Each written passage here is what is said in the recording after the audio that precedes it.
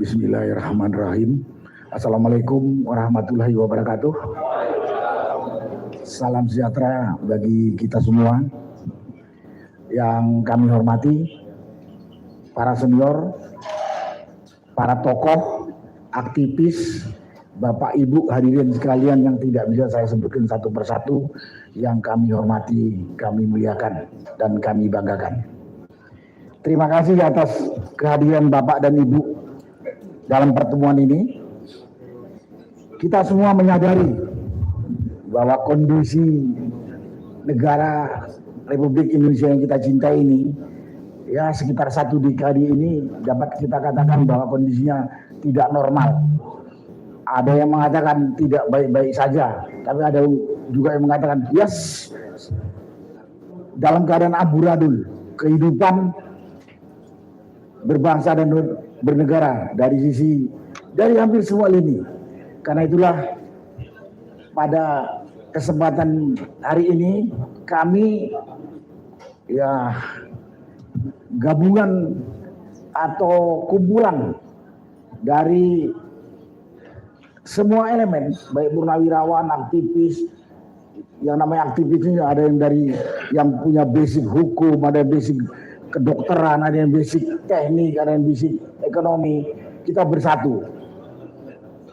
bersatu ingin menyampaikan beberapa hal yang tentunya setelah itu kita mengharapkan masukan apa yang perlu kita lakukan.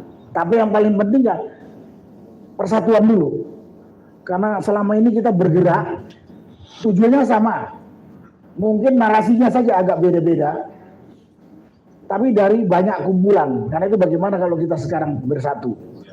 Nah, karena itu bersatu, dan tujuannya nanti akan disampaikan secara lebih rinci oleh pembicara berikutnya. Intinya adalah bahwa selama 1 dekade ini kurang lebih pemegang kedaulatan, yaitu rakyat, terabaikan haknya dan lain sebagainya, dirampas oleh oligarki.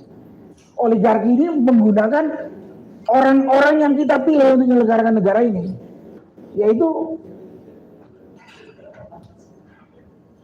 eksekutif yang menangani operasional pemerintahan dan legislatif yang mewakili kita untuk mengawasi.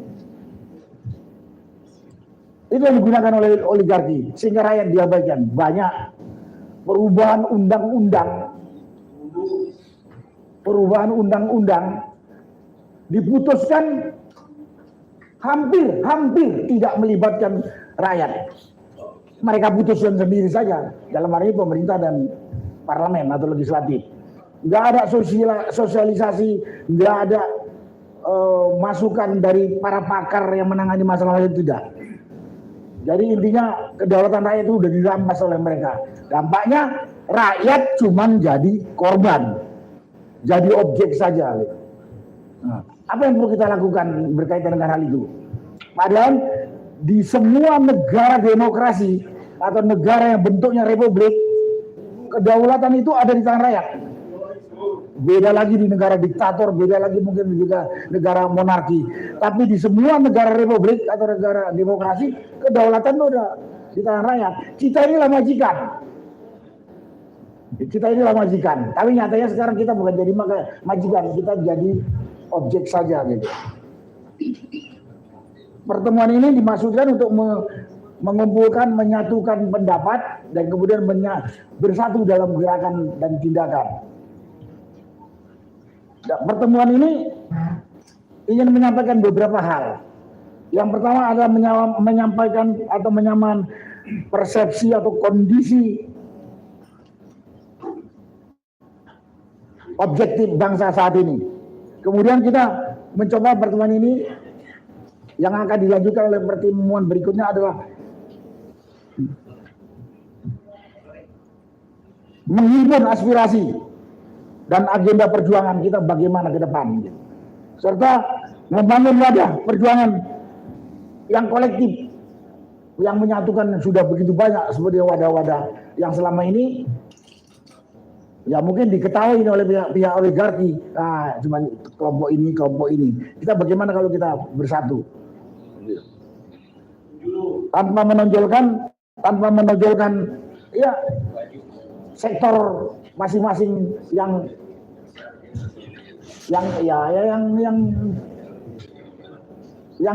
boleh katakan yang egois gitu.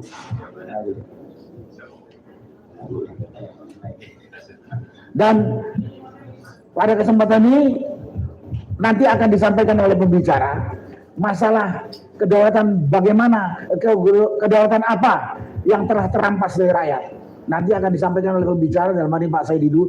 Satu adalah masalah kedaulatan ekonomi. Sekarang ekonomi dikuasai oleh segelintir orang. Segelintir tinggi sekali, banyak gelintir terkapar di bawah.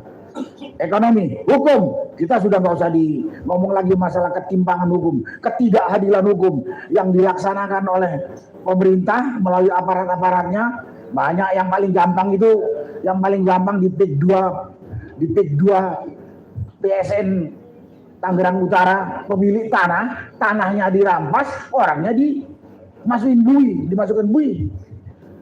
Ada orang nuntut tunjukkan dijajah. Kau Jokowi, si Jokowi nggak nunjukkan ijazahnya, ini ditersangkakan. Dan lain-lain banyak keanehan di lapangan, banyak sekali, ribuan.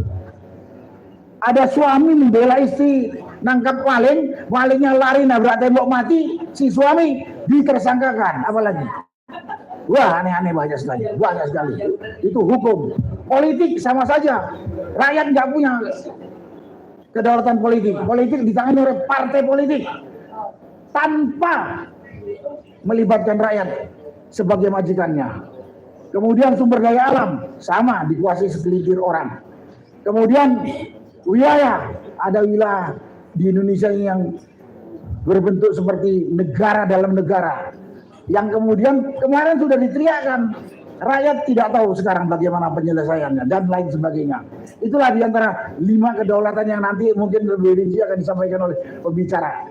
Sekali lagi pada kesempatan ini kami menyampaikan, kami membutuhkan masukan, kami mengharapkan persatuan, kami mengharapkan kita bergerak bersama-sama untuk memberikan masukan kepada kita punya pelayan itu yang ada di eksekutif, di legislatif, laksanakan keinginan rakyat yang sudah tertera di dalam konstitusi kita. Itulah yang bisa saya sampaikan pada kesempatan ini.